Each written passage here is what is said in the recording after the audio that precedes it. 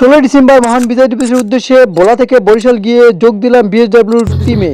সবাইকে শীতের শুভ সকাল। আজ 16 ডিসেম্বর, আজকে মহান বিজয় দিবস। আর এই বিশেষ দিনটি উদযাপন করতে ভোরবেলায় ভোলা থেকে সাইকেল নিয়ে বেরিয়ে পড়লাম বরিশালের উদ্দেশ্যে। টানা 10 কিলোমিটার সাইকেল চালিয়ে চলে এলাম লঞ্চ ঘাটে।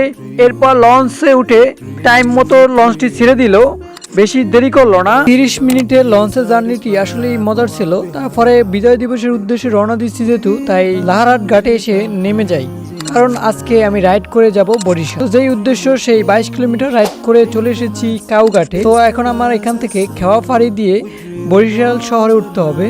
খেওয়াতে উঠে যাই, তারপরে এখান থেকে সরাসরি চলে যাচ্ছি মুক্তিযোদ্ধা পার্কে।